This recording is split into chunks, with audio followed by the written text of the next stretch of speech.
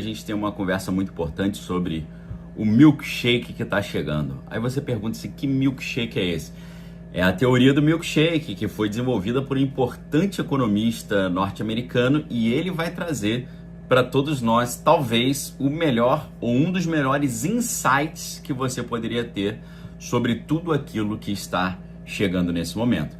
Então, meus amigos, que história é essa de milkshake? Que história é essa que pode nos trazer toda a informação antecipada sobre o que está chegando? A teoria do milkshake do dólar é de um cara chamado Brent Johnson, tá? E ele desenvolveu essa teoria recentemente e ele explica como isso pode acontecer. A gente sabe que muitos investidores, como é o caso do Ray Dalio, por exemplo, eles acreditam que os Estados Unidos são uma potência mundial em declínio e que os dias do dólar como moeda de reserva mundial estão contados, né? Muita gente acha que é exatamente o contrário que vai acontecer, pelo menos num primeiro momento, tá? O que as pessoas estão dizendo é que os Estados Unidos lotaram o mundo com dólares, né?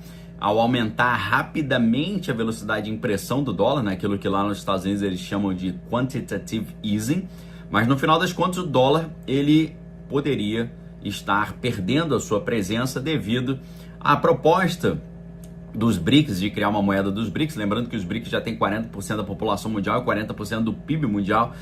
Mas a pergunta que fica é, será que o dólar realmente está perdendo esse lugar? Será que realmente a desdolarização está acontecendo? E quais as consequências que isso pode ter para o Brasil e quais as consequências que isso pode ter para o mundo, tá? É claro que se a gente observar uma desdolarização do planeta Terra, isso tem consequências diretas para o Brasil, mas se acontecer a teoria do milkshake, pode ter um impacto pesadíssimo sobre o Brasil também, mas o impacto seria invertido. E a gente precisa entender o que está em jogo nesse momento. Para isso, eu gostaria de explicar para vocês o que é essa teoria.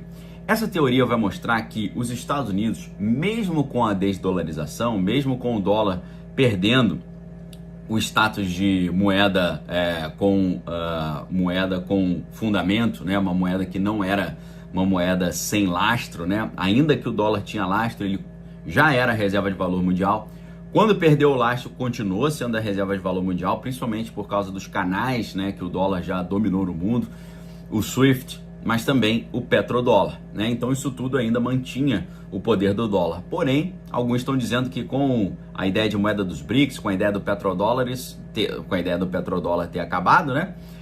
Isso significaria o dólar perdendo presença total. Mas a gente sabe que a margem monetária do dólar ainda é